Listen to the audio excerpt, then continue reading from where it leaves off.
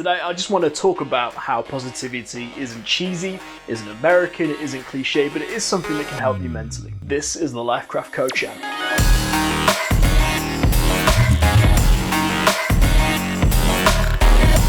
It's annoying when somebody says to you, hey, just be positive, to put a positive spin on. You think, no, I want to be miserable, I want to be a little bit cynical, I want to be mardy, I want to be in a mood, just leave me alone.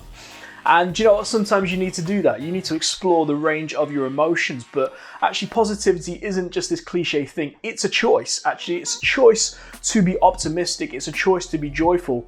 It's not something that comes naturally to me, but I found some great power in trying to take a sunny side approach to the world around me. It's very easy to tear down. It's very easy to be cynical and point out the problems. And there is a place for that. It can be constructive, but when you are that person all the time, what can happen is you can drop the morale of the people around you. You can negatively affect the mood of the room, and you can affect your own circumstance as well in a bad way. If you're like me, you've got to fight hard to be positive. You've got to choose to be positive because it doesn't necessarily come naturally to you. And you just think, well, how do you become a positive person? But I think of it a lot like a habit. The more I do it, the easier it gets. And sometimes I have to remind myself intentionally to be positive. I actually keep a diary note and I list people. Maybe here's someone I need to say something positive and encouraging to, because the power of it is incredible. Before the turn of a century, there was an amazing psychological study done where these psychologists went into a school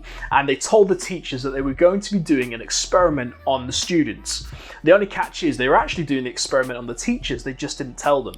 And they said they were going to give an aptitude test to all the students and it was going to determine their ability to succeed in life. Now, the test was completely rigged. They actually got it so that the low performing students came out with the high scores, and they told the teachers, you know, this kid here has got the highest aptitude test for a positive career. He's going to go on to be successful. She's going to go on to do amazing things. And it was a lie to the teachers. It just got them into the head that this student was going to be excellent.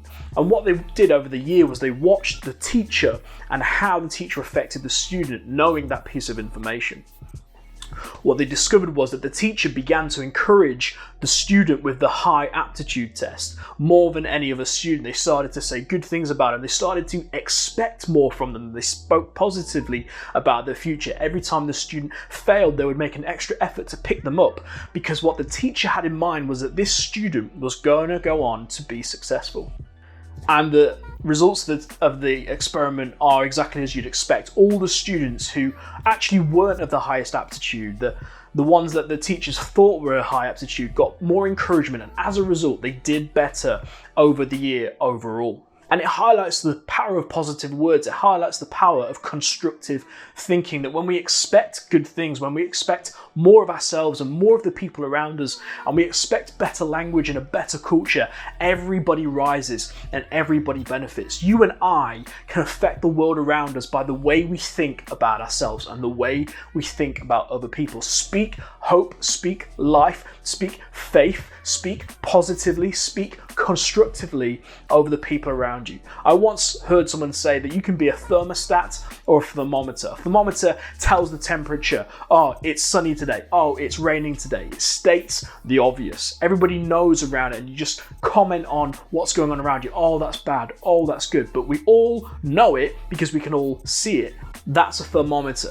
You don't want to be a thermometer, you want to be a thermostat. A thermostat changes the temperature. It sees what's going on around it, but it can adjust things. And we adjust things in the world around us by the way we speak, by the way we interact. We can do it positively, we can do it constructively.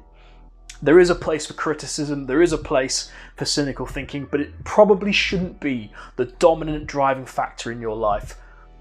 Change your language, change your world today. Like, share, subscribe. Ciao.